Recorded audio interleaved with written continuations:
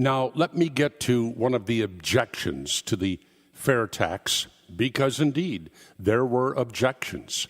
There were objections by people that did not want to see the federal government lose this immense power that it had by virtue of our income tax code. There were objections by people that did not want to lose the personal favors that they got from congressmen, from senators under our tax code. So they came out and they said, oh, no, the tax rate would really be 30%, not 23%. You've perhaps heard that argument. Well, let me just give you a brief explanation now, and I'll actually take it from Wikipedia. They did a pretty good job. So I'll do some paraphrasing here.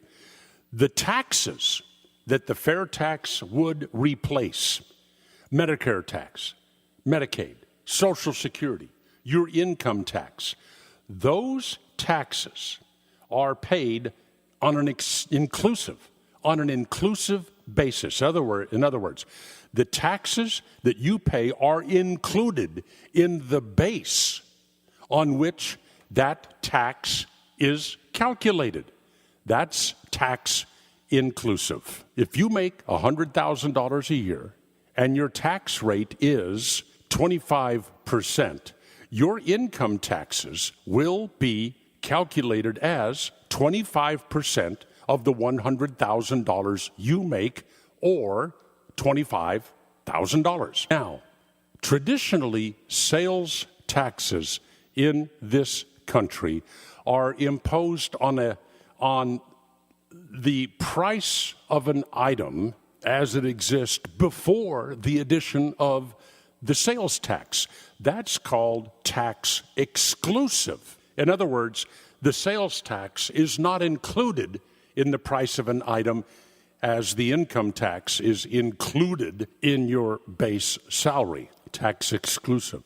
So that way, if you calculate the FairTax that way, it would look more like a 30% tax on a $77 toaster.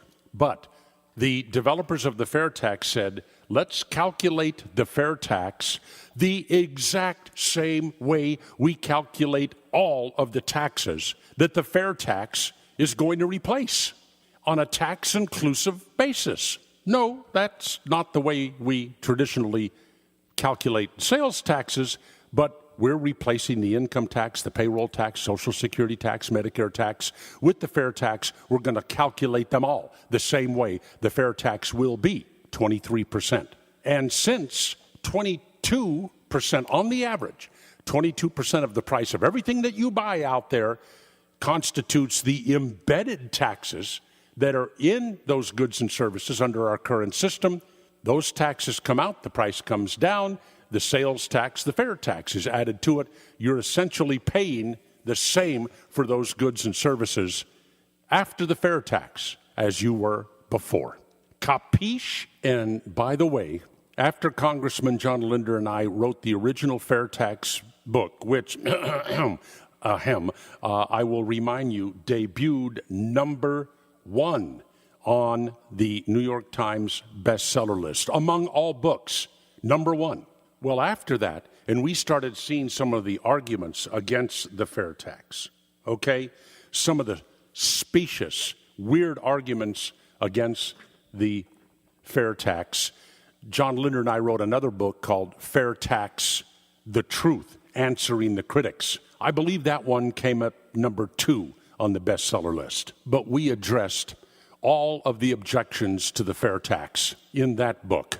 Now, let me say this about criticisms of the FairTax. There is one common denominator to virtually all criticisms of the FairTax, and that is this: the person criticizing the FairTax first rewrites the legislation, okay?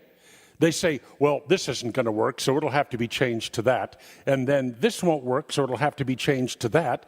And this is going to have to be, when people buy this, it's going to have to be exempt. And when people buy that, it's going to have to be exempt. And when you add up all these exemptions and you change this and you change that, the FairTax just won't work. Oh, the tax rate will have to be 60% or 50%. They go in there, they take the most researched piece of legislation in the history of this country with over $20 million of research behind it, and then they say, well, I want to critique this, but I think what's going on in their heads, I really can't. So in order to criticize it, which is what I'm expected to do, I'm first going to have to change it.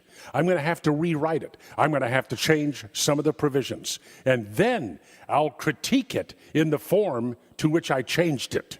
Trust me, I've made a lot of speeches and I've conducted a lot of Q&A sessions on the fair tax. And the hardest objections to overcome are the objections made by people who first rewrite the legislation and then object to it on the basis of their rewrite. How the hell do you fight that? I mean, these people say, yeah, here's this research or this legislation with $20 million of research, but I'm going to change this to that, and then I'm going to criticize it on the basis of that. On what level does that make sense? Oh, and I should say this as well. There's some guy out there, I'm not even going to dignify him he's on Twitter, okay? And he says, I will pay Neal Boortz $50,000 if he produces just one page of actual research that was done on the fair tax.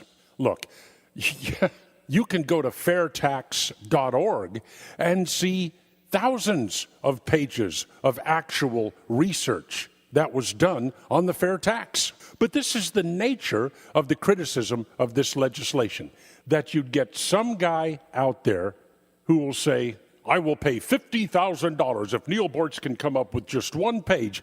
And then I respond, said, okay, pal, we will draw up an agreement. You will put $50,000 in escrow. And the agreement will state that if I produce one page of actual research on the fair tax, then that $50,000 will be mine.